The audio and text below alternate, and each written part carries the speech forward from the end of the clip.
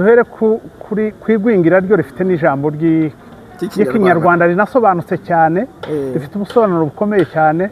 Hari n'igihe tuvuga ngo ryarakabije cyane, ababyeyi iyo umubwiye ngo afite umwana we yaragwingiye wumva usa n'umukomerekeje. Ni ukuvuga ngo stunting cyangwa retard de croissance ni igwingira.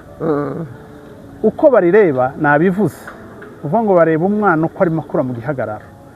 Nongere mvuga iki, imikurire mu gihagararo ni ishusho y'imikurire y'izindi ngingo tutabona, harimo n'ubwonko.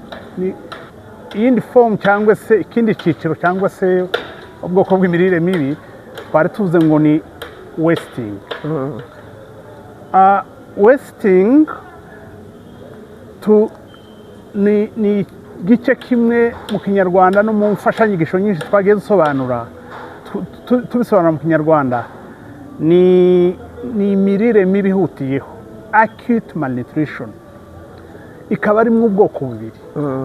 Iyo acute malnutrition harimo bwaki yumisha na bwaki ibyimbisha.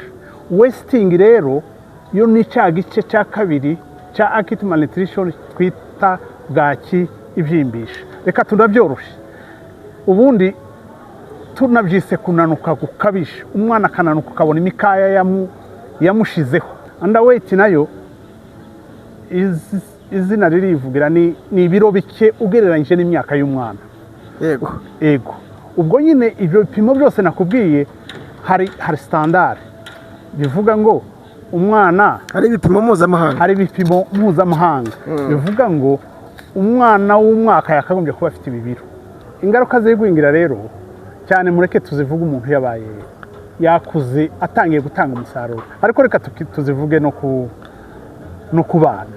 Abana umwana urengeje imyaka 5 abatangiye kujya mu ishuri, byagaragaye ko mu by'ukuri umwana wagize ikibazo cy'igwingira, umwana utarabonye intungamubiri zihagije, bijya ku ishuri ntabwo ya performing se niko twabivuga ariko ntabwo yatsinda ntabwo yagira yatuzanira umusaruro mwiza w'amanota kimwe n'umwana wariye neza, wagaburiwe neza, wakuze neza. Abana benshi b'Abanyarwanda intungamubiri zikomoka ku matungo cyangwa ibiribwa bikomoka ku matungo ni nk'aho ari ntabyo tugaburira abana bacu.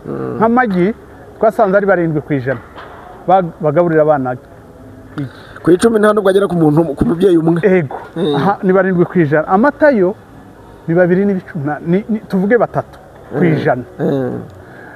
Inyama n'amafi ni nkaho bukeye umubare uzamuka ni 17% na 18%. Ngo n'abaturiye ibiyaga n'abaturiye ibiyaga n'abanyamugire.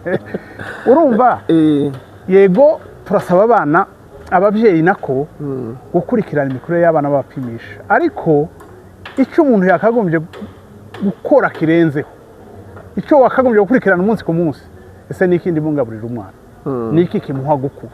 Uyu munsi yabonye ibikomoka ku matungo, uyu munsi yabonye izo ndagara, ifu y'indagara nayo turimo turashaka kuyizana mu mafunguro y'imfashabere, nayo irazwi kungahe ntungamubiri. Yego, amata cyane, amata rwose ku bikurire y'abana cyane, kuva ku mwana ugejeje umwaka umwe kuzamura